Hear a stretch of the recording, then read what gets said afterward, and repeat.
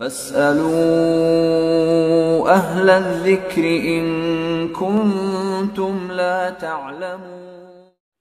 عرب امارات سے ہے، اس کا سوال یہ ہے کہ بہت سارے علاقوں میں یہ رواج ہے کہ وہ اپنے جانوروں کو نصف پر دیتے ہیں۔ مثال کے طور پر ایک آدمی ہے جس کے پاس بکریاں بہت زیادہ ہے یا گائے وغیرہ بہت زیادہ ہے، تو وہ ایک دوسرے آدمی سے کہتا ہے کہ ہم تمہیں 10 بکریاں دے دیں گے یا 10 گائے دے دیں گے، تم اس کی پرورش کرو، دیکھ بھال کرو، چارہ وغیرہ کھلائے کرو، اور جو بچے اس سے پیدا ہوں گے تو ہمارے درمیان نصف نصف ہوں گے۔ مثلا اگر 10 بچے پیدا ہو گئے تو 5 بچے ہمارے ہوں گے اور 5 تمہارے، اس طرح جو دودھ ہوگا وہ بھی نصف نصف ہوگا۔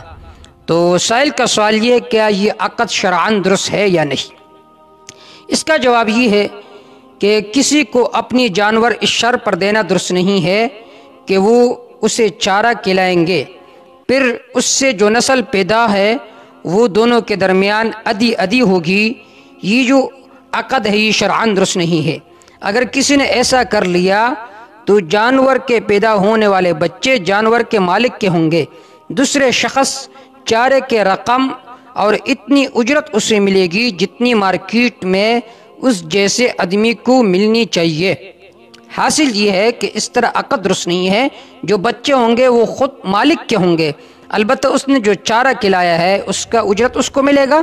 اور اسی طرح عام مارکیٹ میں اگر کوئی اسی طرح کسی کے جانوروں کی پرورش کرے، اس کو جتنی تنخواہ و اجرت ملنی چاہیے تو اس کو بھی اتنی اجرت ملے گی۔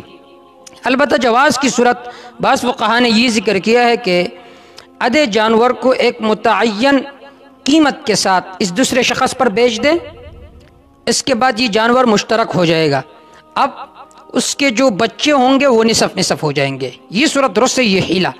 لیکن اگر اس نے ادھے قیمت اس کو نہیں دی ہے، جانور کسی اور کا ہے، یہ صرف اس کو پال رہا ہے، پرورش کر رہا ہے، تو اس کے عوض میں جتنے بچے ہوں گے وہ مالک کے ہوں گے، اس کے نہیں ہوں گے، البتہ اسے اجرتی مثل دیا جائے گا۔ فتاوی عالمگیرہ میں اس کی پوری تفصیل موجود ہے۔ وہ فرماتے ہیں وعلى هذا اذا دفع البقر الى الانسان بالعلف ليكون الحادث بينهما نصفين فما حدث فهو لصاحب البقرة، ولذلك الرجل مثل العلف الذي علفها وأجر مثله فيما قام عليها، وعلى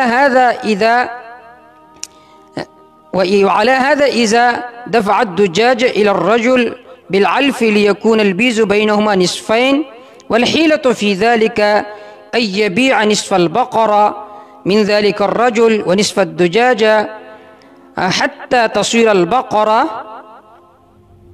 بينهما مشتركة فيكون الحادث بينهما على الشركة، كذا في الزهيرية كتاب الشركة الباب الخامس جلد 2 صفحہ نمبر 335 طبع رشیدیہ۔